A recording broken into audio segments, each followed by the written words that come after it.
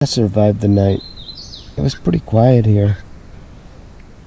Oh boy. The only downside is that I parked near the road, and sometimes you would hear cars going by 1 to 3 in the morning. And I kept thinking, I think they parked up the road and got a campsite, because you hear like doors closing and opening. That's always a little bit worrying when you hear doors opening and closing near you at night. We're going to start heading out today. We're probably going to go up to Cherokee. I think that's the quickest way to get like north and south. Tent is all picked up, tucked away. I'm pretty much ready to go. I have my heated jacket on because I think I'm going to get very cold, and I kind of need to warm up my damp clothes, so that's the benefit, I guess, of bringing an electric jacket in the summer.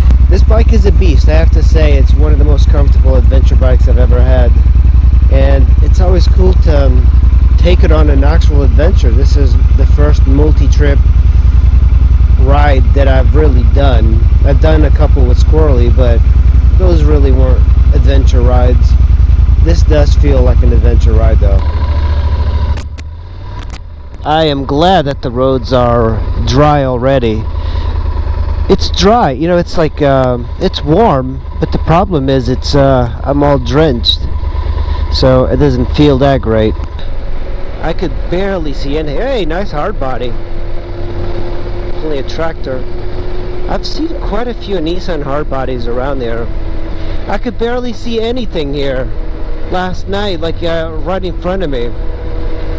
And that's a note to keep in mind, is that when you're wearing eyeglasses, then if it starts to pour like that, like the water gets on the inside of the glasses and on the outside of the glasses, and then on the visor inside and the visor outside, so it makes it impossible to see. So I had to pull over. I pulled over there. Ooh, that was quite bad, because it just poured like crazy. I think I need to stop for a little bit, warm up, fill this bike up. I only have 1 bar left of gas, and then head out. Hey, fly fisherman already here, and a cyclist. What? Oh, he's warning me there's something there. I wonder what's happening there. Yeah, he was warning me there's something there. I have no idea. Oh, that's what he was doing. Holy cow, this thing just fell off. This was during the storm last night. See how dangerous this is? Stopping beside a tree. Holy shit. God damn. Man. I guess he wasn't one of those grumpy cyclists. Trees will fall down in the rain around here. I've had that happen, like in the campsite I was staying. You know, I was staying there, and then there was a guy, I remember, he was using a hammock in the same tree that fell. And I came back one day, and a tree fell right on a brand new, at that time, F-150. Like, it still had the dealer plates and everything, and the tree just fell smack down in the middle, crushed the cabin, crushed everything. So at the night I was sleeping, the cops would go in there because I guess they were doing a report. North Carolina and Tennessee feel like the East's version of the West.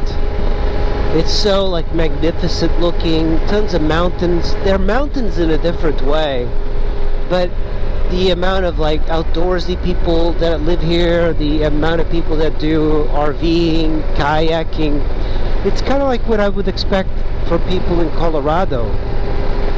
So in a way, North Carolina is a mini Colorado, and Tennessee as well. Yeah, all the fishermen have come just now. Kind of cool. You can stop at this bridge once in a while and see the kayakers go by. They'll just go right down this river. The road goes right through the Great Smoky Mountains.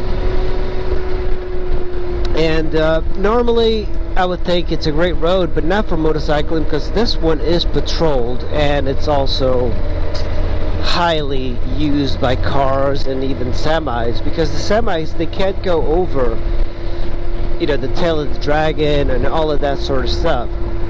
So this is the quickest way for them to go north. So this might be a slow ride and very populated ride, but it is a beautiful area.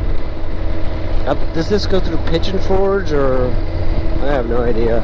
Pizza by the river, rafting, last whitewater river home site, Trump 2020. Not a lot of Biden signs around here. The only Biden signs I see is let's go Brandon ones. Wow, look at this. Very pretty town here. Very scenic. The river gets wider here. I guess there's really no town, but it looks like a town because it's so clean. This is called the Great Smokey Expressway. It's a pretty big highway. Look at those mountains up there covered with smoke. That's why they call them the Smoky Mountains. Kind of stuck here. The cops won't bother me.